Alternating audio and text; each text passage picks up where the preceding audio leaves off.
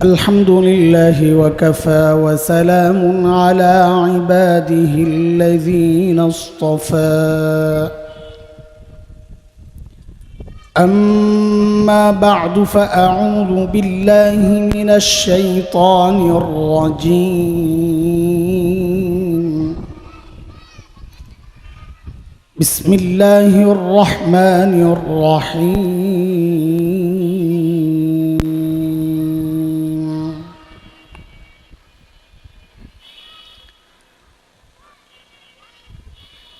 وإذ يرفع إبراهيم القواعد من البيت وإسماعيل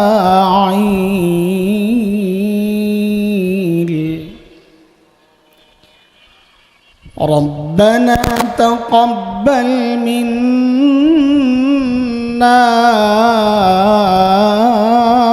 إنك أنت السميع العليم آمنت بالله صدق الله العلي العظيم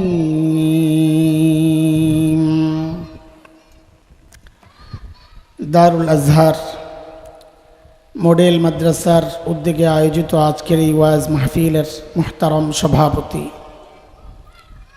অতিথিবৃন্দ, হাজরাতি উলামায়ে কেরাম, মুরব্বিয়ানে আযম, দূর দূরান্ত থেকে আগত ইসলাম প্রিয় সুধী সমাজ, প্রিয় ছাত্র ভাইয়েরা, যুবক বন্ধুরা, পর্দার আড়ালের মা ও বোন, আল্লাহ সুবহানাহু ওয়া তাআলার অশেষ মেহেরবানি, করুণা, দয়া, যে মহান মালিক লাখো কোটি মানুষ থেকে বাছাই করে দিন এই মাহফিলে আমাকে আপনাকে আসার বসার, কিছু কথা বলা ও শোনার তৌফিক দান করেছে। সেজন্যে মহান রবের শুকরিয়া আদায় করি, জবান খুলে প্রাণ খুলে কালিমাতুশ শুকর উচ্চারণ করি, আলহামদুলিল্লাহ। ওটা কিছু দেখা যায় না।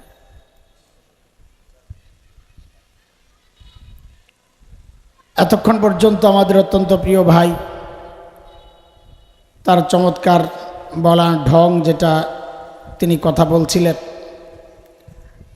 দেখতেও সুন্দর, পাগড়িও একটা বাংসে সুন্দর, গলাও সুন্দর। সময় একটু চলে গেছে, আমি কথা খুব সংক্ষেপ করব, তবে চুরি করব না। যতটুকু দরকার বলার, ফালতু কথা না বলে একদম কাটায় কাটায় কিছু কথা বলবো ইনশাআল্লাহ।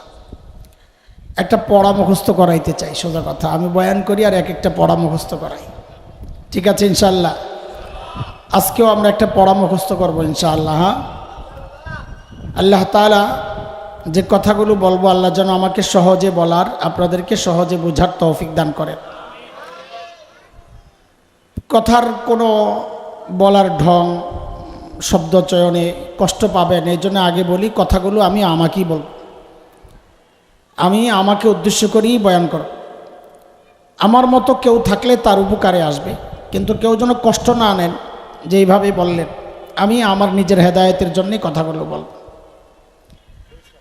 এই যে এত আলোচনা শুনতেছি, এত আমল করতেছি, সামনেও করব। একটা বিষয় কি জানেন, এই সমস্ত আমল, এগুলো যদি আল্লাহ কবুল না করেন, তো এই সমস্ত আমল জাল টাকার মতো। জাল টাকা, এক টাকা যদি সলিড হয়, এটার মূল্য আছে না নাই? কিন্তু আপনাকে যদি 1000 টাকা জাল দেওয়া হয়, ওইটা নিবেন? কারণ এটার কি নাই, দেখতে তো একই রকম। আমাদের আমলগুলো যদি এমন হয়, অনেক বিশাল আমলের ভান্ডার নিয়ে হাজির হয়েছি, কিন্তু দেখা যাবে আমার আমলগুলো আল্লাহ কবুল করেন নাই, তাইলে আমার এই আমলের কোনো মূল্য নাই। যেমন ইবলিসের আমল আমাদের চেয়ে অনেক বেশি ছিল। একটা ইসরায়েলি রিওয়ায়াতে আসছে, আমাদের যে কিতাব আছে তাফসিরের বড় কিতাব জালালাইন, ওয়াকানা মিনাল কাফিরিন, এই অংশের ব্যাখ্যায় আসছে, ইসরায়েলি রিওয়ায়াত বিশ্বাস করা জরুরি না, সেখানে আসছে ইবলিস 1,84,000 বছর ইবাদত করছে। কত বয়স? কত? 1 লক্ষ। আমরা এখানে যারা আছি আমাদের সমস্ত আমল একসাথে করলেও 1,84,000 বছর হবে? হবে না। ইবলিস এই আমল করছে, কিন্তু এক ঝটকায় পাপ করছিল। এক ঝটকায় সমস্ত আমল বাতিল হওয়ার পর আল্লাহ কি বলেছেন? কল ফাখরুজ মিনহা ফাইন্নাকা রাজিম, তো বের হয়ে যা, তো অভিশপ্ত, সব আমল বাতিল।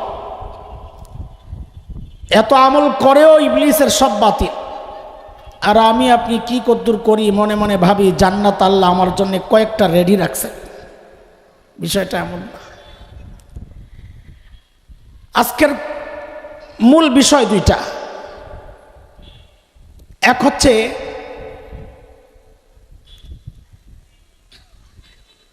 আমার আমল কবুল হচ্ছে কি হচ্ছে না এটা বুঝবো কেমনি।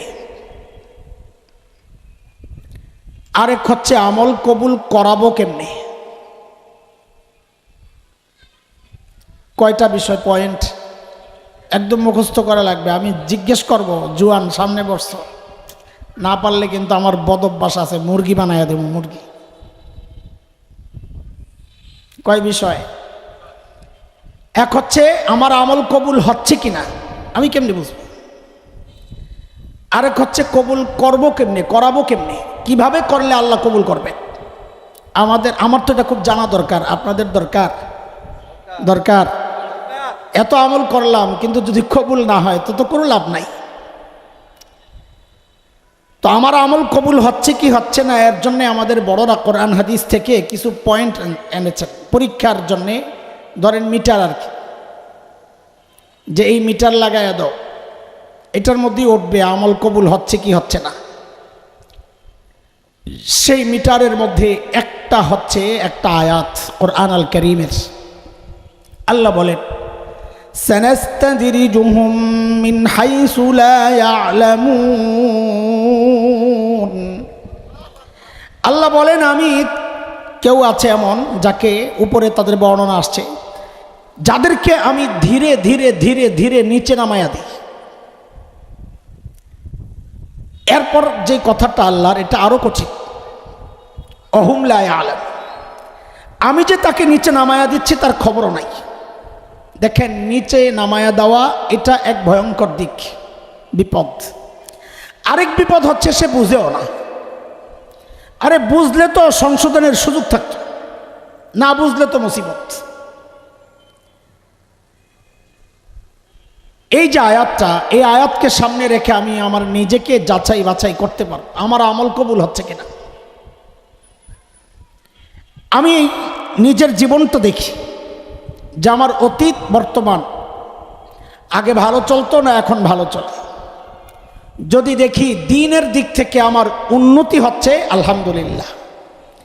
আর যদি দেখি অবনতি হচ্ছে, তো এটা বুঝে নেওয়া এটা একটা আলামত যে আমার পেছনের আমল হয়তো কবুল হচ্ছে না। এই জন্যে আল্লাহ আমাকে ধীরে ধীরে ধীরে ধীরে নিচের দিকে নামাইয়া দিতেছে। আমার এমন অসংখ্য প্রমাণ আমার সামনে আছে, আমি দেখেছি নিজ চোখে। আমার নিজের ব্যাপারও এমন অনেক ভাই দেখেছি মাদ্রাসায় পড়াচ্ছেন আমাদের সাথে, কি সুন্দর জুব্বা পরেন, পাগড়ি পরেন, সাংসারিক চাপ নিতে পারে নাই। তো হঠাৎ মাথায় আসছে ব্যবসা করা তো আর হারাম না, হালাল পাক। মাদ্রাসায় পড়াইয়া যেই বেতন পাই, নিয়মিত পাই না, যাই পাই তাও নিয়মিত না। একটু ব্যবসা কর, ব্যবসা করা তো আর গুনাহ না। তো ঠিক আছে, ভালো কাজ, মাদ্রাসা থেকে চলে গেল ব্যবসায়। কিছুদিন পর দেখা হলো, দেখলাম যে ওই জুব্বা নাই, পাগড়িও নাই, জামা ছোট হয়েছে। আচ্ছা, ছোট জামা কি নাজায়েজ? একটাও নাজায়েজ কাজ করে নাই, কিন্তু ধীরে ধীরে কই যাচ্ছে একটু খেয়াল করে, জামাটা ছোট। আরো কিছুদিন পর দেখা হলো, তো দেখলাম আর মৌলবীর জামা নাই, রেডিমেড জামা ডিজাইন করা। নাজায়েজ? নাজায়েজ না, আমি নাজায়েজ বলতেছি না, আপনি খেয়াল করতে থাকেন। আরো কদিন পর দেখা দেখি ঢিলে ডালা যে সালোয়ার পরতো বাদ দিয়ে পড়ছে ট্রাউজার সোজা। আরো কদিন পর দেখি যে প্যান্ট পরা উপরে পাঞ্জাবি। আরো কদিন পর দেখি যে মাথায় টুপি নাই, চুল্লি বড় বড় এলোমেলো পাগলা। আরো কিছুদিন পর দেখি যে দাড়ি কাইটা ছোট করছে, এতক্ষণে যায় হারামে ঢুকছে। এর আগ পর্যন্ত একটাও হারাম কাজ সে করে নাই বটে, কিন্তু ধীরে ধীরে আল্লাহ কিন্তু তাকে নিচে নামায়া দিচ্ছিলেন, সে বুঝে নাই। এটা কেন হয়? অতীতের আমলগুলো কবুল না হওয়ার নমুনা এটা। আমি নিজেকেই নিজে যাচাই করতে পারবো এই আয়াতকে সামনে রেখে। আমার গতকাল আর আজকের কি অবস্থা? যদি দেখি দিনের দিক থেকে গতকালের চেয়ে আজকে আমি ভালো, তো আলহামদুলিল্লাহ, আশা করা যায় গতকালের আমলগুলো আল্লাহ কবুল করছেন। আর যদি দেখি আমার অবনতি হয়েছে, তো আমাকে ইস্তিগফার পড়া দরকার যে আমার কোনো ভুলের কারণে আল্লাহ আমাকে স্কুলে ফেল করলে নিচে নামায়া দেয়, পাস করলে উপরে ওঠায়া দেয়, আমাকেও আল্লাহ ফেল করছে, আমার নিচে নামায়া দিতেছে। এটা স্পষ্ট বিষয়। এই বিষয়ে আমি আর কথা আগাচ্ছি না, যেহেতু সামনের কথাগুলো একটু লম্বা, ওইটাই আসল কথা আমাকে বলতে হবে। আমল কবুল করাতে চাই কি চাই না বলেন? ইনশাআল্লাহ চাই। চলে, খলিল ইব্রাহিম আলাইহিস সালাতু ওয়াস সালাম কত বড় ব্যক্তিত্ব, অনেক বড়। কত বড়? আমি দুইটা বিষয় বলি, তাইলে অনুমান করা যাবে। ব্যক্তিত্ব মূল্যায়ন করার ক্ষমতা আমার নাই। আল্লাহ বলতেছেন, ওয়াত্তাখাযাল্লাহু ইব্রাহিমা খলিলা। আল্লাহ তাআলা খলিল সম্পর্কে বলতেছেন, আমি ইব্রাহিমকে আমার একান্ত বন্ধুর স্বীকৃতি দিয়া দিলাম। মর্যাদার একটা দিক এটা। আরেকটা দিক হচ্ছে, কিয়ামত পর্যন্ত এই উম্মতে মুসলিমা যতদিন নামাজ পড়বে, শেষ রাকাতে যখন দুরূদ শরীফ পড়বে, এমন এক দরুদ আল্লাহ মঞ্জুর করছেন যে আমি আমার নবী এবং তার পরিবারকে নিয়ে যখন দোয়া করব, এর সাথে আমি খলিল এবং তার পরিবারকেও ঢুকাইয়া দিচ্ছি। কিয়ামত পর্যন্ত চলবে। এত বড় মানুষ। কাজ একটা করছেন বড় দামি, কাবা পুনর্নির্মাণ। দেখেন, অনেক সময় ব্যক্তির কারণে কাজের দাম বেড়ে যায়, অনেক সময় কাজের কারণে ব্যক্তির দাম বাড়ে, ব্যক্তি পুরস্কৃত হয়। এখানে দুই দিক থেকেই দামি। খলিলও দামি, কাজ যেটা করেছেন সেটাও দামি। কাবার মর্যাদা কত আমি জানি না, সোজা কথা আমার, আমি জানি না। এর আগের গুলার জানি। বলে আগের কোনটা?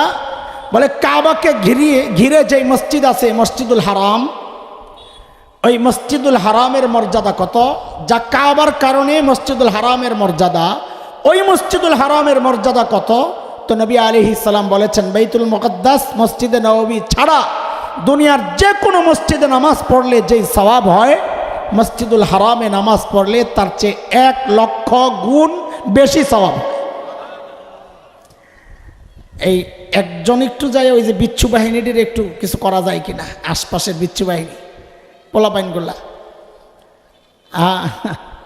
বুঝে একটু যায় না মাইরা।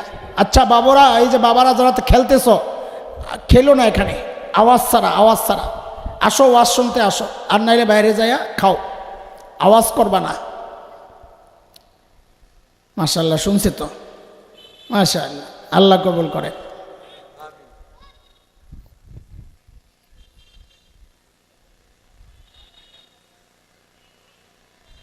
এত দামি এক কাজ খলিল করেছে। খলিল এত দামি কাজটা করার পরেও আমাদের মতো নিশ্চিন্তে বসে থাকেন না, এইবার তো জান্নাত আমার জন্য অপেক্ষা করতেছে। খলিল কি করছেন? কোরআন বলতেছে, কাবা নির্মাণ করে খলিল তার সন্তানকে সহ আল্লাহর কাছে হাত উঠাইছেন। কি বলে? আল্লাহ বলতেছেন, وَإِذْ يَرْفَعُ إِبْرَاهِيمُ الْقَوَاعِدَ مِنَ الْبَيْتِ وَإِسْمَاعِيلُ رَبَّنَا تَقَبَّلْ مِنَّا إِنَّكَ أَنْتَ السَّمِيعُ الْعَلِيمُ। এত দামি কাজ করার পরেও খলিল বলতেছেন, আল্লাহ আমার কাজের কি মূল্য যদি আপনি কবুল না করেন, ও আল্লাহ আমার এই কাজকে আপনি কবুল করে নেন। এর দ্বারা কি বোঝা যায়? এর দ্বারা বোঝা যায় আমলকে আল্লাহর কাছে কবুল করাতে হলে প্রত্যেক আমলের পর আল্লাহর কাছে দোয়া করা, আল্লাহ আমার কাজের কি মূল্য, আমারই বা কি মূল্য, আল্লাহ এই কাজটাকে আপনি, এই আমলটাকে আপনি কবুল করে নেন। বলে এক নাম্বার আমলকে কবুল করানোর এক নাম্বার আমল বললাম, বলে কি করা? জোরে সবাই মুখস্থ করেন, কি করা? মাশা। 2 নাম্বার মুখস্থ করবেন ইনশাআল্লাহ। 2 নাম্বারটা বলার আগে চলেন একটা গল্প বলি। গল্প কোরআনের গল্প, আন্দাজি গল্প না। হযরত আদম আলাইহিস সালাতু ওয়াস সালামের 2 ছেলের নাম জানেন? শুরুর দিকের। মাশাআল্লাহ, আপনারা তো অনেক কিছু জানেন দেখা যায়। ওয়াজ অর্ধেক আগায় গেছে আমার। এক ভাই আরেক ভাইকে হত্যা করছে। কে কাকে হত্যা করছে? কাবিল হাবিলকে। বলেন কা কা, কতল কতল কতল, সবসময় মনে রাখবেন হত্যা করা কি? কতল কতল, কা কা, কাবিল কতল, যে কাবিল সে কতল কাতেল। তো এইবার ঠিক করে বলেন কে কাকে হত্যা করছে? আমরা কিছু শুদ্ধ করব, কিছু ভুল ঠিক করবো, আর তো সমস্যা নাই, তো সরবের কিছু নাই। কাবিল কেন হত্যা করছে? এক বোনকে বিয়ে করা কেন্দ্রিক 2 ভাইয়ের লড়াই। সিস্টেম মতো বিয়ে করার কথা হাবিলের। কাবিল বলে আমি নিয়ম মানি না। তো বলে একটা কাজ করি, তাইলে বলে কি, চলো একটা লটারি দেই। লটারি মানে কোরবানি, যার কোরবানি কবুল হবে সে বিয়ে করবে। তো কোরবানি দিছে। কাবিল কিছু পচা সবজি নিয়ে আসছিল, হাবিল একটা জন্তু নিয়ে আসছিল ভেড়া টাইপের। কোরবানি কবুল হয় কি হয় না, ওই সময় সিস্টেম ছিল আসমান থেকে আগুন আসতো, যারটা কবুল হইতো তারটারে জ্বালাইয়া দিত, এটাই কবুলের আলামত। হাবিলের কোরবানি কবুল হয়েছে, তাহলে এখন কার বিয়ে করার কথা? কাবিল বলে মানি না, তোকে আমি মেরে ফেলব। কেন বললো এটা? কারণ দুনিয়ার যত জালিম আছে সব জালিম এই পয়েন্টে এক, নিয়ম মতো সিস্টেম মতো যদি জিততে না পারে তখন পেশি শক্তি দেখায়, দিনের টারে রাতে লইয়া যায়। কথা ঠিক? এই বিষয়টারে আল্লাহ কোরআনে আনছেন সূরা মায়েদায়। আল্লাহ বলতেছেন, ওয়াতলু আলাইহিম নাবা আবনাই আদম বিল হক إذ قربا قربانا فتقبل من أحدهما ولم يتقبل من الآخر قال لأقتلنك قال إنما يتقبل الله من المتقين।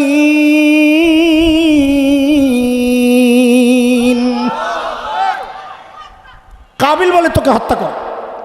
তা হাবিল বলে ভাই আমার দোষ কি? তুমি অপরাধ করেছো, আল্লাহ তোমারটা কবুল করেন নাই। কারণ আল্লাহর নিয়ম হচ্ছে আল্লাহ অপরাধীর আমল কবুল করেন না।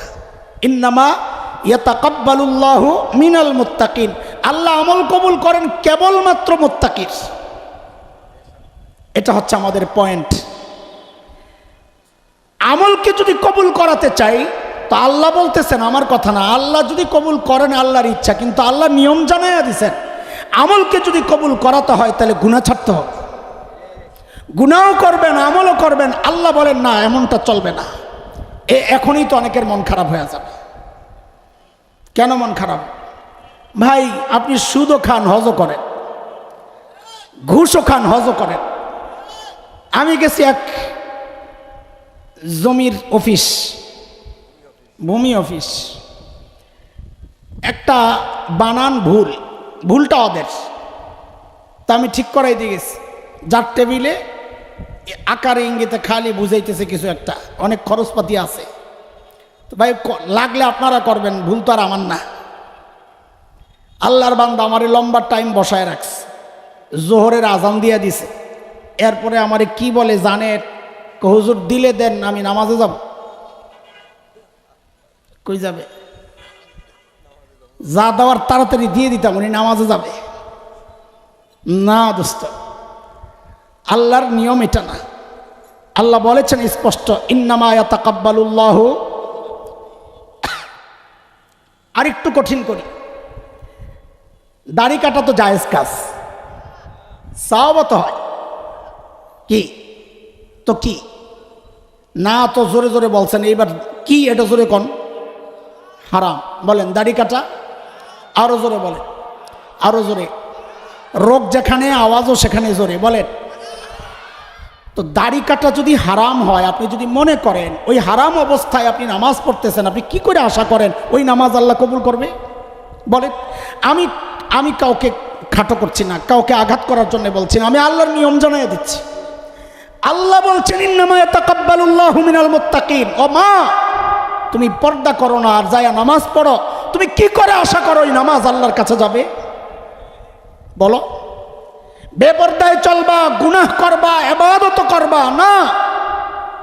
হাজী সাহেব হজ করে আসছে, আগেও সন্ত্রাসী ছিল, হজের পরেও সন্ত্রাসী। এখন আমি নাম দিছি, আগে ছিল সন্ত্রাসী, এখন হয়েছে আলহাজ সন্ত্রাসী। আগে ছিল সুদখোর, এখন আলহাজ সুদখোর। হাজির গুরু, এই হজের কোনো মূল্য নাই যদি আমি নিজেকে শুধরাইতে না পারি। এই জন্য এটা হচ্ছে আমল কবুলের আরেকটা শর্ত, গুনাহ ছাড়তে হবে। গুনাহ ছাড়তে ছাড়তে চেষ্টা করতে করতে যে আমলটা বান্দা করে, আল্লাহ বলেন আমি ওই আমল শুধু কবুল করি না, ওমাইয়াত্তাকিল্লাহা ইউযিম লাহু আজরা, আমি ওই আমলের সওয়াবও বাড়ায় দিই।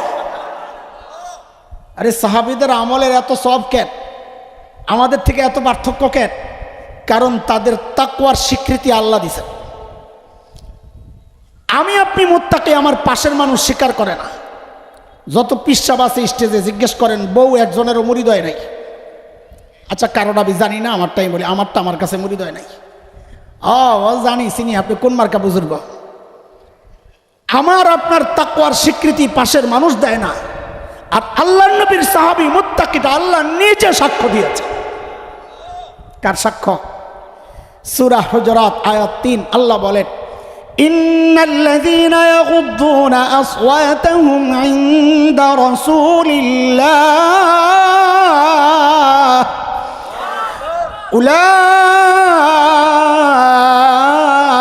উলাইকাল্লাযীনা ইমতাহানাল্লাহু কুলুবাহুম লিত্তাকওয়া লাহুম মাগফিরাতুন ওয়া আজরুন আযীম।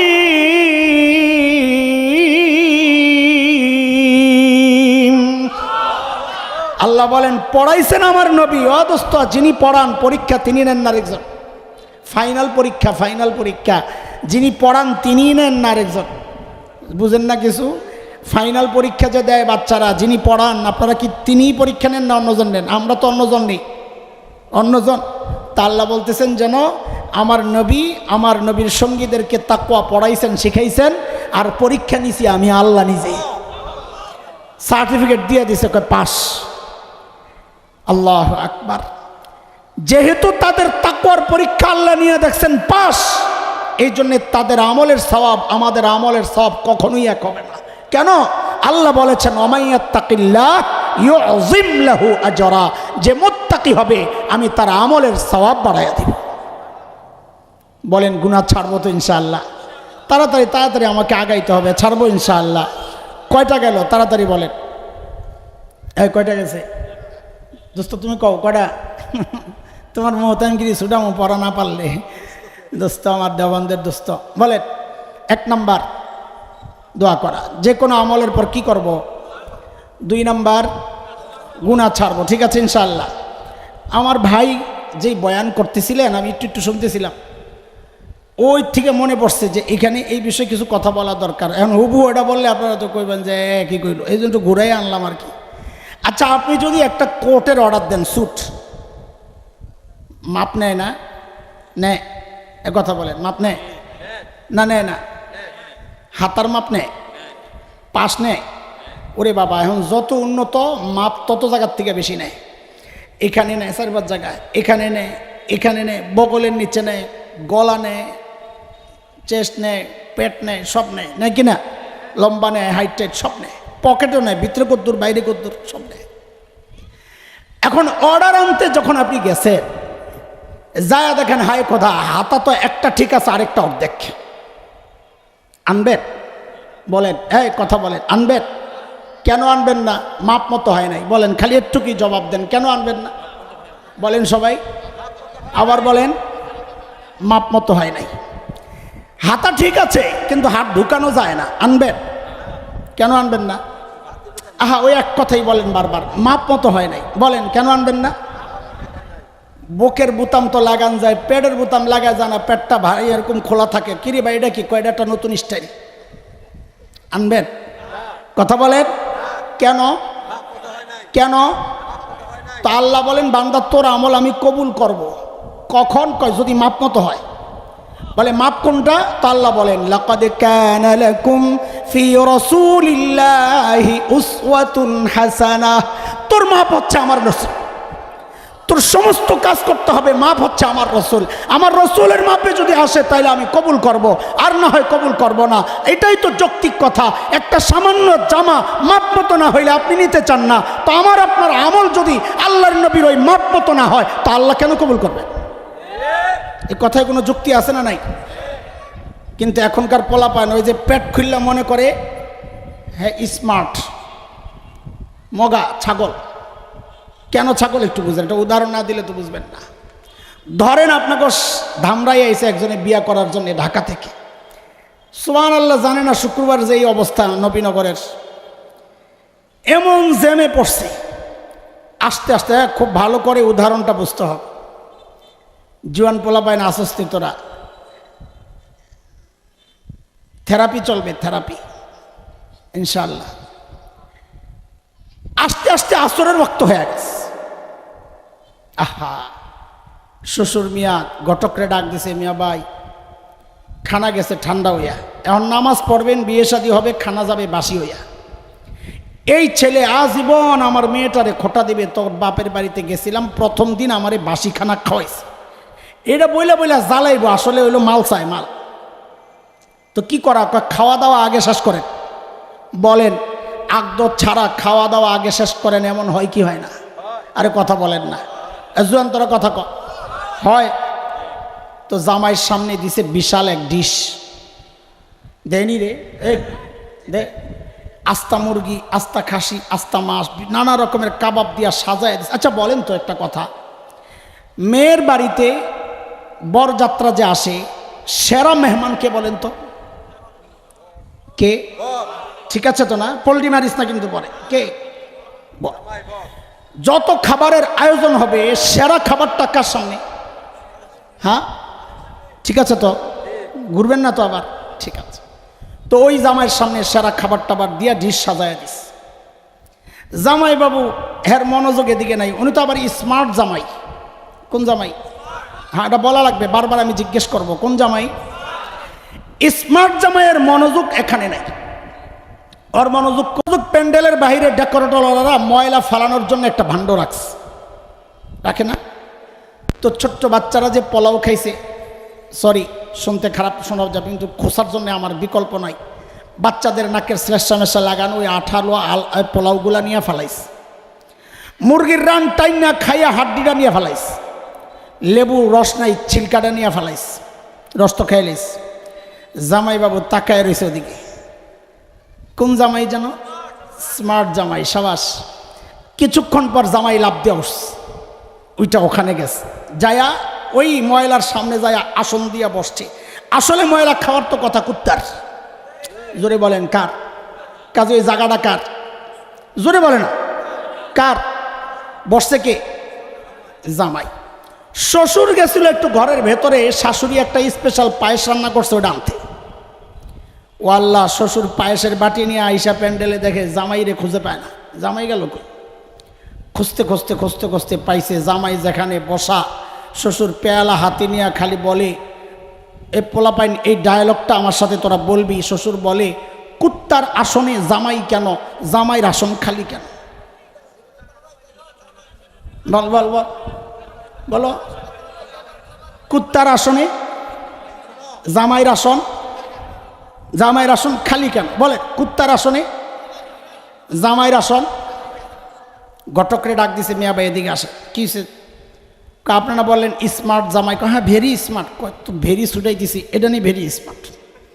আচ্ছা আপনারা বলেন, এই ছেলের কাছে মেয়ে বিয়ে দিবেন, বোন দিবেন? আপনজন দিবেন। কেন? এই ছেলে সুস্থ না পাগল? কেন? কারণ সে আজকের সেরা মেহমান, তার সামনে সেরা আয়োজন, ঠিক কিনা? সেরা মেহমান সেরা আয়োজন বাদ দিয়ে গেছে ময়লা খাইতে, এই জন্য আপনারা বলতেছেন সে আস্তে একটা পাগল। কথা ঠিক? কে কে মনে করেন পাগল দেখি বলেন তো, সে কি? আরো জোরে, সবাই না বললে আমি কথা আগাবো না। সে কি? মাথা ঠিক আছে না নষ্ট? আরো জোরে, জোরে সরে, মাশাআল্লাহ। কিন্তু দেখা যায় এখানে বহু নষ্ট পাবলিক আছে, এখানেও পাগল আছে। কেন দোস্ত? তোমাকে আল্লাহ দুনিয়ার সেরা মেহমান বানাইছেন। আল্লাহ বলেছেন কুনতুম খায়রা উম্মাহ, তুই হচ্ছ সর্বশ্রেষ্ঠ উম্মত, আখেরি পয়গম্বরের উম্মত। সেরা মেহমান বানাইয়া আল্লাহ আয়োজন দিছেন সামনে, সেরা রসুলকে দিছেন সামনে দিয়া বলছেন ওয়া ইন্নাকা লাআলা খুলুকিন আযীম, নবী আপনার চেয়ে উত্তম আদর্শ আর হইতে পারে না। সেরা নবীর সেরা আদর্শ দিয়া তোমাকে দিয়েছেন আল্লাহ।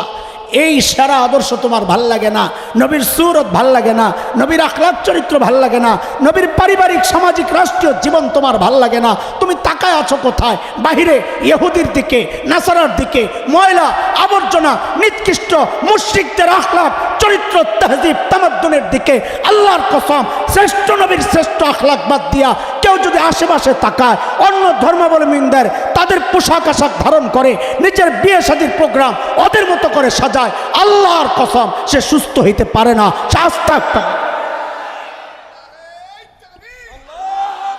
এই কথা কি আমার না আল্লাহর? আল্লাহ কই বলছেন? আপনি বলে দেন, বল। আল্লাহ বলতেছেন কোরআনে, সাবাস। আল্লাহ বলেন কি? আল্লাহ বলতেছেন ওয়ালাকাদ যারানা লিজাহান্নামা কাসীরাম মিনাল জিন্নি ওয়াল ইনস লাহুম কুলুবুন লা ইয়াফকাহুনা বিহা ওয়া লাহুম আ'য়ুনুন লা ইউবসিরুনা বিহা ওয়া লাহুম আযানুন লা ইয়াসমাউনা বিহা উলাইকা কাল আনআম বাল হুম আযাল উলাইকা হুমুল গাফিলুন।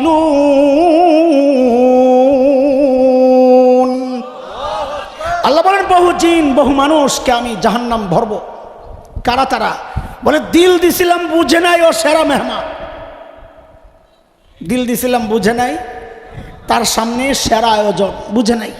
চোখ দিছিলাম দেখে নাই, কান দিছি মৌলবীর কথা শুনে নাই। তা আল্লাহ বলেন উলাইকা কাল আনআম। আল্লাহ বলছেন উলাইকা কাল আনআম, আমরা বলছি কুত্তার আসনে জামাই কেন? মনে আছে কথা? মৌলবী কথা বলেন এবার ঠিক করে, কুত্তার আসনে জামাইয়ের আসন। আল্লাহ কয় উলাইকা কাল আনআম। আচ্ছা, কুত্তা যদি ওই ময়লা খেত, কুত্তারা আপনারা পাগল বলতেন কেন? কুত্তা নিজের খাবারই খাচ্ছে, তো কুত্তা নিজের খাবার খায়, কুত্তার তো দোষ না। জামাই সেরা মেহমান, সেরা আয়োজন বাদ দিয়ে গেছে ময়লা খাইতে, এই জন্যে জামাইকে আমরা কি বললাম? সে পাগল। তো আল্লাহ বলেন না না না, কুত্তার চেয়েও সে বালহুম আদাল, সে তো কুত্তার চেয়েও নিকৃষ্ট। আপনারা বলছেন পাগল, আল্লাহ কয় উলাইকা হুমুল গাফিলুন। ওর মাথা ঠিক নাই। এই জন্যে নিজের আমলকে যদি কবুল করাইতে হয় তাহলে মাপ মতো আমল করা লাগবে। সেই মাপটা হচ্ছে সুন্নতে রাসূল সাল্লাল্লাহু আলাইহি ওয়াসাল্লাম। আল্লাহর নবীর সুন্নত ছাড়া কোনো আমল আল্লাহ কবুল কেন করবেন? কোন যুক্তিতে বলেন আমাকে? একটা সামান্য জামা আপনি মাপ মতো না হইলে অর্ডার ক্যান্সেল করেন, তো আল্লাহও আপনার আমল, আমার আমল যদি সুন্নত তরিকায় না হয়, অর্ডার ক্যান্সেল, ওই আমল কবুল হবে না। এটাই তো যৌক্তিক নাকি? কি বলেন আপনারা? কয়টা গেল? তাড়াতাড়ি বলেন। এক নাম্বার, সমস্ত আমলের পর কি করা? 2 নাম্বার, গুনাহ ছাড়া। 3 নাম্বার, সমস্ত আমল সুন্নত তরিকায় করা। বলেন সমস্ত আমল সুন্নত তরিকায় করা। 4 নাম্বারটা একটু মনোযোগ সহ শুনতে হবে, শেষ কথা। আমি খালি ঘড়ি দেখি আর তাড়াহুড়া করতেছি। চলেন, এই বলেন তো, আমাকে কিছু প্রশ্নের জবাব দেন। ওই ঠিকঠাক করলে তো সমস্যা নাই না? আমাদের অনেক ভুল আছে, এগুলো ঠিক করা লাগবে। বলেন আল্লাহর রসুল সাল্লাল্লাহু আলাইহি ওয়াসাল্লামের সবচাইতে প্রিয় মানুষ কে ছিলেন? হযরতে আবু বকর। আর কোনো মতামত আসেনি? আম্মা জানা আয়েশা, 2টা পাইলাম। আর কোনো মতামত? খাদিজা রাদিয়াল্লাহু আনহা 3টা হইল, আর কোনো মতামত? ফাতেমা রাদিয়াল্লাহু আনহা 4টা হইল, আর কোনো মতামত? হাসান হোসেন 5টা হইল, আর কোনো মতামত? দোষ খালি আমগো হুজুর গই, কিছু হইলে খালি খোঁচা দেন, আপনারা হুজুররা একই তাললেন না। একটা বিষয় বাজারে চাললাম, আপনারা একই তাললেন না, খালি দোষ আমগো। আচ্ছা ঠিক আছে, শোনেন, একটা লাগাইলাম আর কি, সুযোগ তো পাইছি। একটা হাদিস শোনাই আপনাদেরকে, যেন ভুল না হয় আর কোনোদিন। এক যুদ্ধে নবী আলাইহিস সালাম, এক বুখারীর হাদিস, এটা ফালতু গল্প মনে করেন না, বুখারীতে আসছে। এক যুদ্ধে নবী আলাইহিস সালাম এক সাহাবীকে সেনাপতি বানাইছেন। সাহাবী তো মনে মনে অনেক খুশি যে নিশ্চয়ই নবী আলাইহিস সালাম আমাকে সবচেয়ে পছন্দ করেন, নাহলে আবু বকর, ওমর, ওসমান, আলী এমন বড় বড় সাহাবী থাকতে আমাকে কেন, নিশ্চয়ই কিছু আছে একটা। কিন্তু মনে মনে এই চিন্তা করেন ঠিক, বাস্তবে তাকায়া দেখেন আরেকটা। বাস্তবতা, নিজের মনের ভাব, এই সংঘর্ষ চলতে চলতে বেচারা অস্থির, থুরো বাদ, নবীকে যায় জিজ্ঞেস করলেই তো হয়। সাহস করে যায় জিজ্ঞেস করছেন, ইয়া রাসূলুল্লাহ আইয়ুন নাস আহাব্বু ইলাইক, আপনার কাছে সবচেয়ে প্রিয় কে? তো এখন তো মনে মনে আশা, নবী তো এখন আমার নামটাই বলবেন। আল্লাহ রসুল সাল্লাল্লাহু আলাইহি সাল্লাম বলতেছেন, আমার কাছে সবচেয়ে প্রিয় হচ্ছে আয়েশা। কে? এইবার ঠিক করে জবাব দেন, আল্লাহর নবীর সবচেয়ে প্রিয় কে? আরো জোরে বলেন। খাদিজা প্রিয়, আবু বকর প্রিয়, ফাতেমা প্রিয়, হাসান হুসাইন প্রিয়, সবচেয়ে প্রিয় কে? আরো জোরে। আর ভুল হবে ইনশাআল্লাহ। আচ্ছা, হাদিস শেষ হয় নাই। সাহাবী একটা ধাক্কা খাইছেন না? কারণ আশা করছেন একটা, হয়েছে আরেকটা। ধাক্কা খেয়ে আবার নিজে নিজে নিজেরে সামলাইছেন। কি মনে করে যে এটা তো যা জবাব আসছে এটা নারী ক্যাটাগরির, পুরুষ তো রয়ে গেছে। বলে আপনি কেমনে বুঝলেন? বলে প্রশ্ন এমনটাই করছেন। সাথে সাথে জিজ্ঞেস করলেন, ইয়া রাসূলুল্লাহ মিনার রিজাল, ছেলেদের মধ্যে সবচেয়ে প্রিয় কে? তার মানে আগে ওই চিন্তাই তো করছেন, ছেলেদের মধ্যে সবচেয়ে প্রিয় কে? তো নবী আলাইহিস সালাম বলেন, আবুহা, আয়েশার বাবা আবু বকর। তো বলেন দ্বিতীয় প্রিয় কে? সাহাবী এইবার তো খাইছেন ভালো এক ধাক্কা, কিরে কি মনে করলাম, আবার সামলাইছেন। ও ও ও আবু বকরের হিসাব তো আলাদা, এই বেটার লাগবে তো পারুন না, এটা বাদ। তা আবার জিজ্ঞেস করেন, ইয়া রাসূলুল্লাহ সুম্মা মান, এরপরে কে? তো নবী কয় ফুলা অমক। খাইছে আবার ধাক্কা, খায়া চিন্তা করতেছে আর জিজ্ঞেস করব কি করব না। পরে চিন্তা করলেন, এক গেল, দুই গেল, 3 নম্বর হইলেও তো সিরিয়ালে থাকলাম।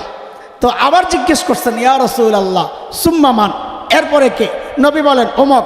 সাহাবী নিজে বলতেছেন, হাদিসে আসছে, আমি এবার চুপ হয়ে গেছি। কেন? আমার ভয় লাগা শুরু হয়েছে। আল্লাহ রে, যেভাবে চলতেছে সিরিয়াল, না জানি আমার নাম সবার শেষে আসে কিনা। তার চেয়ে বরং চুপ থাকি, মাঝামাঝি থাকার একটা সম্ভাবনা তো আছে। হাদিস শেষ করলাম আর কি, এটা আমার আলোচনার বিষয় না। আবার পেছনে যাই, আল্লাহর নবীর সবচাইতে প্রিয় কে? আরে ভাই বলেন আম্মা জান আয়েশা। আরে আল্লাহ বানাইছেন আম্মা জান। النبي أولى بالمؤمنين من أنفسهم وأزواجه أمهاتهم সূরা আহজাব। আল্লাহর নবীর বিবিদেরকে আল্লাহ কি বলেছেন? আমাদের কি হন? কাজী যতবার আম্মা জান বলবেন ততবার কোরআনের একটা বক্তব্যের স্বীকৃতি আপনি দিচ্ছেন। এটাও তো একটা সওয়াবের কাজ হইতে পারে, ঠিক কিনা? আবার নিজের মায়ের নামটা একটু সম্মানের সাথে নেন, বলেন আল্লাহর নবীর সবচেয়ে প্রিয় কে? আম্মা জান। এটা হলো জমিনের অবস্থা। আম্মা জানের, ভালো করে আমার মায়েরা শুনতেছে, বাইরে শোনার ব্যবস্থা আছে, ভাই শোনেন, প্যান্ডেলও আছে। আচ্ছা মাশাআল্লাহ। আম্মা জানের দুনিয়ার অবস্থা হচ্ছে নবীর কাছে সবচেয়ে প্রিয়। আসমানের অবস্থা কি, আল্লাহর কাছে কি? শোনেন, এক যুদ্ধ গজওয়াতুল মুরাইসি বলে, আরেক নাম বনুল মুস্তালিক। ওই যুদ্ধে নবী আলাইহিস সালাম আসার সময় নবী আলাইহিস সালামের একটা সিস্টেম ছিল, যুদ্ধে একজন বিবিকে সাথে রাখতেন। ওই যুদ্ধে ছিলেন আম্মা জান আয়েশা। আসার সময় এক জায়গায় তাঁবু পাতা হয়েছে, রাত্রি যাপন হবে।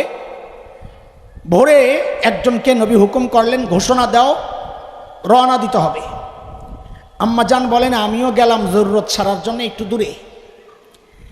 অজু টজু করে টরে যখন আসছি, এসে দেখি গলার হার ছিল একটা, ওই হারটা নাই।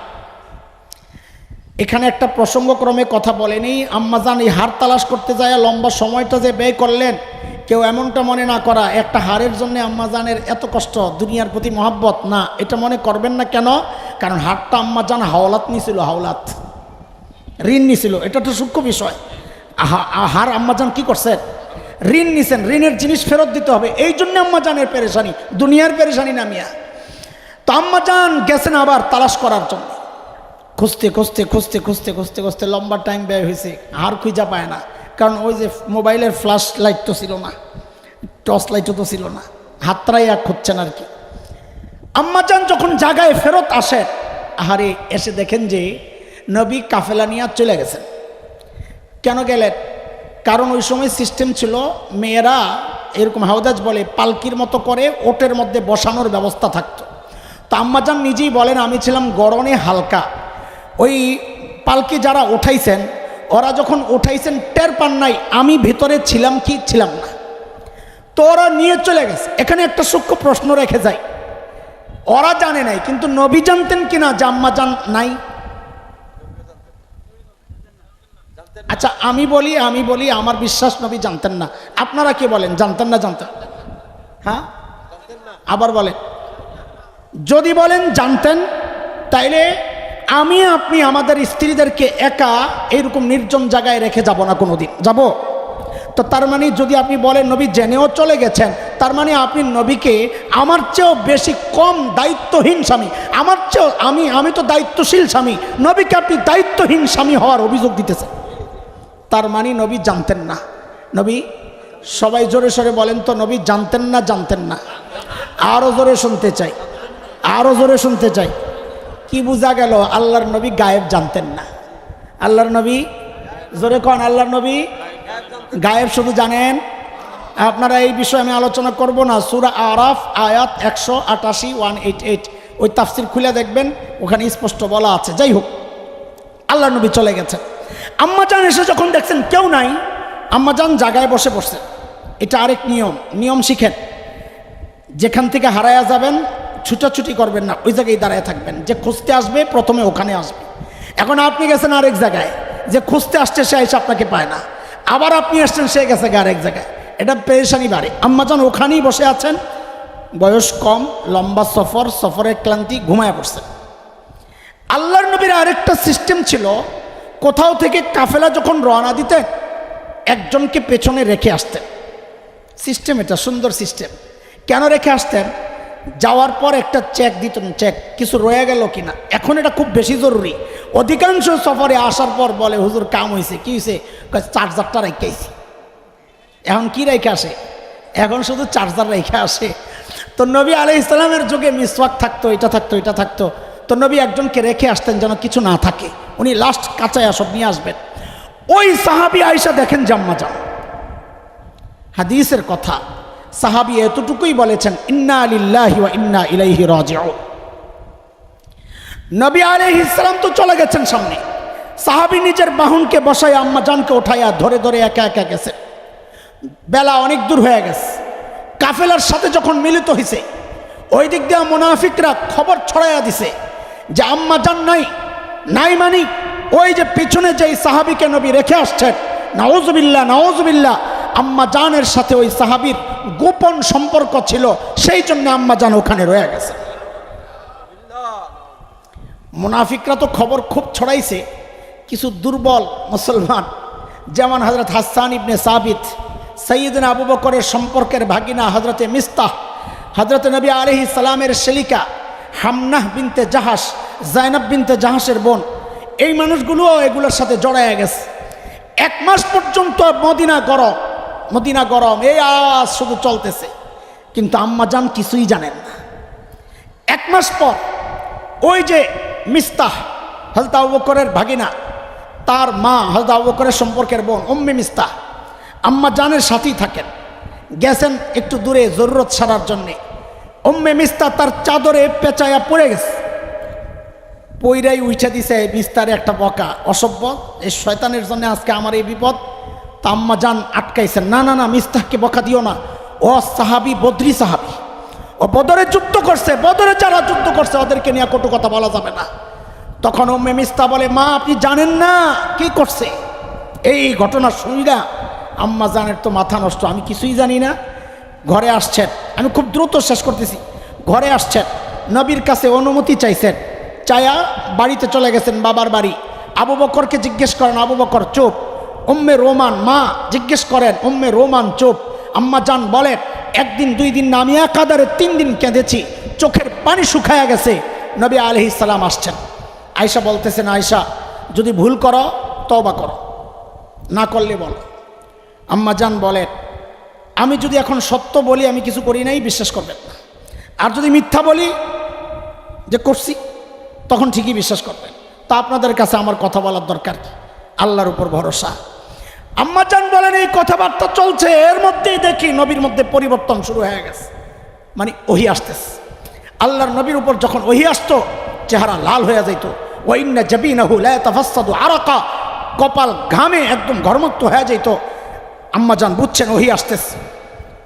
যখন ওহী আসা শেষ হইল, নবী আলাইহিস সালাম মুস্কি মুস্কি হাসতেছেন, জানায়া দিলেন আল্লাহু আকবার। আম্মা জানের পবিত্রতায় আল্লাহ তাআলা, ওই যে বলছি উপরে আম্মা জানের মর্যাদা, সূরা নূর পড়বেন, 1টা 2টা 3টা 4টা 5টা না, আল্লাহ তাআলা আম্মা জানের পবিত্রতায় 10টা আয়াত নাযিল করেছে। কয়টা? এজোরে বলেন তাড়াতাড়ি। এর মধ্যে একটা আয়াত তো বড় কঠিন। সাহাবীদেরকে আল্লাহ ধমকাইতেছেন একটা আয়াত। কাদেরকে? সাহাবীদেরকে, যাদের জান্নাতের গ্যারান্টি পাওয়া যারা, তাদেরকে ধমকাইতেছেন। কি বইলা? আল্লাহ বলতেছেন, ফালাউলা ইয সামি'তুমুহু কুলতুম মা ইয়াকুনু লানা আন নাতাকাল্লামা বিহাযা সুবহানাক হাযা বুহতানুন আযীম।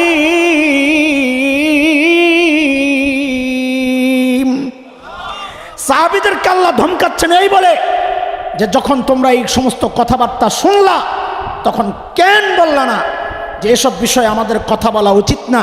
আল্লাহ পবিত্র, আল্লাহর রসুল পবিত্র, রসুলের স্ত্রী পবিত্র, এটা স্পষ্ট মারাত্মক অপবাদ। এই কথা কেন বললা না? আল্লাহ ধমকাইতেছেন, শাসাইতেছেন কাদেরকে? এত বড় মানুষ আম্মা জান আয়েশা। জমিনের মর্যাদা নবীর সবচেয়ে প্রিয়, আসমানের মর্যাদা পবিত্রতায় আল্লাহর 10 আয়াত নাজিল। এত বড় মানুষটা মুসলমান খেয়াল করেন, নামাজে দাঁড়াইছেন। আম্মা জানের মর্যাদা কিছু বুঝে আসছে? আমার মায়ের মর্যাদা সারা রাত বললেও তো শেষ হয় না। আমি একটা প্রসঙ্গ আনার জন্য কথাটা বলেছি। নামাজে দাঁড়াইছেন, তিলাওয়াত করতেছিলেন, ওয়াবাদা লাহুম মিনাল্লাহি মা লাম ইয়াকুনু ইয়াহতাসিবুন।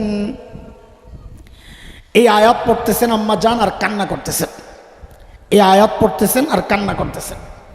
আয়াত শেষ করতে পারেন না, আবার শুরু করেন, আবার কান্না করেন, আবার শুরু করেন, আবার কান্না করেন। এইভাবে রাতের নামাজ, তাহাজ্জুদের নামাজ ছিল। এইভাবে রাত শেষ হয় প্রায়, আম্মা জান আয়াত শেষ করতে পারেন না। কেন? ও যুবক খেয়াল করো, বাবা খেয়াল করেন, কেন কেন কান্না করছেন আম্মা জান? কি আছে এই আয়াতে? আল্লাহ বলতেছেন, ওয়াবাদা লাহুম মিনাল্লাহ, হাসরের মাঠে বান্দার এমন পরিচয় প্রকাশ পাওয়া যাবে, মা লাম ইয়াকুনু ইয়াহতাসিবুন, যার কল্পনাও সে দুনিয়াতে করে নাই।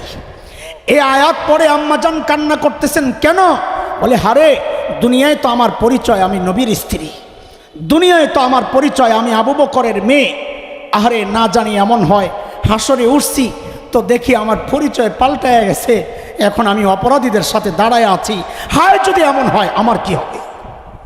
কোথায় আম্মা জান, কোথায় হাসান জামি? মাঝে মধ্যে এই প্রসঙ্গগুলো আসলে কলিজা মোচড় দেয়। যাহারে যদি এমন হয়, আল্লাহ না করুন, আল্লাহর সামনে দিয়ে তো যাওয়া লাগবে, যাওয়া লাগবে না? বলেন যাওয়া লাগবে কি লাগবে না? যাওয়ার সময় যদি একটা ডাক এসে যায়, কি ডাক? ওয়াকিফুহুম ইন্নাহুম মাসউলুন। এটারে থামা, ওকে জিজ্ঞেস করতে হবে, হিসাব নেওয়া লাগবে। হিসাবের খাতা যদি খোলা হয় তাইলে শেষ শেষ।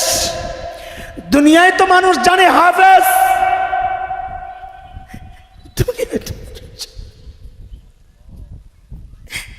দুনিয়ায় তো মানুষ জানে আলেম, কেউ হয়তো জানে মুত্তাকি, কিন্তু আমল নামা যদি খোলা হয়, যদি না আওয়াজ চলে আসে, চলবে না এই আমল। ওমতাজুল ইয়াউম আইয়ুহাল মুজরিমুন, ও অপরাধী, তুই আমার নেককার বান্দা থেকে আলাদা হয়ে যা, যা তুই আলাদা হয়ে যা, তোর রাস্তা জাহান্নাম, আমার নেককার বান্দাদের রাস্তা জান্নাতে। হায় যদি এই ডাক চলে আসে আমার কি হবে, কি হবে? ভাই, প্রত্যেক সাহাবী এই চিন্তায় অস্থির থাকতেন। হযরত ওমরের মতো ব্যক্তিত্ব আয়েশা জিজ্ঞেস করেন সাহাবীকে, এই নবী আমার নাম মুনাফিকদের মধ্যে বলেন নাই তো রে? এই খোদা, ওমরের মতো ব্যক্তিত্ব, শাহাদাতের রক্তে রঞ্জিত ওমর পড়ে আছেন মসজিদে নববী, মাটিতে গড়াগড়ি, মুখটারে জমিনের সাথে হযরত ওমর ঘষতেছিলেন আর কাঁদতেছিলেন আর বলতেছিলেন, ওয়াইলুন লাকা ইয়া ওমর ইন লাম ইয়াগফির লাকা রাব্বুক। ওমর, তোমার রব যদি তোমারে ক্ষমা না করে, তোমার জন্য ভয়ঙ্কর বিপদ কিন্তু অপেক্ষা করছে। কোথায় ওমর, কোথায় আম্মা জান, কোথায় হাসান জাবি? আরে যারা আমল করেছেন তারাই নিশ্চিন্ত না, আর আমরা আমল করি না, আমরা নিশ্চিন্তায় বসে আছি। যারা আমল করেছেন, জান্নাতের গ্যারান্টি পেয়েছেন, তারা কেঁদেছেন। আমরা কে গ্যারান্টি দিল? ও যুবক, কে গ্যারান্টি দিল যে মৃত্যুর যন্ত্রণা হবে না? কে গ্যারান্টি দিল যে কবরের আযাব হবে না? কে গ্যারান্টি দিল যে জাহান্নামে যাব না? কোন গ্যারান্টি পায়া জমিনে হাসতেছি, চলতেছি? কত বলে চুল পাইকা সাদা হয়ে গেছে, এখনো গুনাই ছাড়তে পারি না। দাড়ি পাইকা সাদা, এখনো গুনাই ছাড়তে পারি না। ছাড়বেন কবে বাবা জিজ্ঞেস করি? হ্যাঁ, কবে ছাড়বেন জিজ্ঞেস করি? আরে যুবক, তুই ভাবিস না তোর বয়স হবে এরপরে মরবি না। কত বাবাকে দেখছি সন্তানের লাশ কাঁদে নিয়ে যাইতেছে। আরে কে জানে এই মজলিসে এমন কেউ থাকতে পারে যে বসে আছে এখানে, তার খবর নাই, তার কাফনের কাপড়টা চলে আসছে দোকানে, যে কোনো মুহূর্তে বাড়ির দিকে হাঁটা দিবে কাফনের কাপড়। কোন ভরসায় এই জিন্দিগি চলতেছে দোস্ত? কোন ভরসায়? বলছিলাম আমল কবুলের কথা মনে আছে? সাবজেক্ট মনে আছে? আমলকে যদি আল্লাহর কাছে কবুল করাইতে হয় তো সারাক্ষণ দিলের মধ্যে ওই অস্থিরতা প্র্যাকটিস করতে হবে। আহারে আমার আমল যদি কবুল না হয়, আহারে আমার কি উপায় হবে? আহারে হাসরে আল্লাহর মাঠে আল্লাহর সামনে কেমনে দাঁড়াবো? আহারে কেমনে দাঁড়াবো? আহারে গুনাহ তো করছি পাক্কা খাঁটি, আমল তো করছি ভেজাল, হায় আমার কি হবে? যার মধ্যে যত হতাশা, যত চিন্তা, আশা করা যায় তার আমল আল্লাহর কাছে তত বেশি কবুল হবে ইনশাআল্লাহ। বাস, চারটা সবক শিখালাম, আলোচনা করলাম, শিখালাম, আলোচনা করলাম। আমলকে আল্লাহর কাছে গ্রহণযোগ্য বানাইতে হইলে 1 নম্বর, আমলের পর সবসময় কি করব? নবী আলাইহিস সালামের সুন্নাহ এটা, খলিলের সুন্নাহ এটা, দোয়া করব। 2 নম্বর কি করতে হবে? গুনাহ ছাড়তে হবে মাশাআল্লাহ। 3 নম্বর আমল করতে হবে কোন তরিকায়? সুন্নত তরিকায়। বেদাত ছাড়তে হবে, মন গড়া আমল ছাড়তে হবে। যে কোনো কাজ করার সময় চিন্তা করবো এই কাজ আমার নবী কিভাবে করেছেন, বাস এতটুকুই যথেষ্ট। 4 নম্বর, সবসময় হৃদয়ে অস্থিরতা লালন করতে হবে, হায় আমার কি হবে? তাইলে আশা করা যায় আল্লাহ আমল কবুল করবেন। আমরা আমল যেভাবে করলে, যে মানসিকতা লালন করলে, ধারণ করলে আমাদের আমল আল্লাহ কবুল করবেন। গোটা জীবনকে আল্লাহ আমাদের ওইভাবে সাজানোর তৌফিক দান করেন, আমিন। যেই মাদ্রাসাওয়ালাদের এই আয়োজন, আল্লাহ এই মাদ্রাসাকে কবুল করেন। আমার ভাই আবুল কালাম এবং তার ছাত্র, তার স্টাফ, উস্তাদ সবাইকে আল্লাহ কবুল করেন, আমিন। ওয়া আখিরু দাওয়ানা আলহামদুলিল্লাহি রাব্বিল আলামিন। আসসালামু আলাইকুম ওয়া রাহমাতুল্লাহ।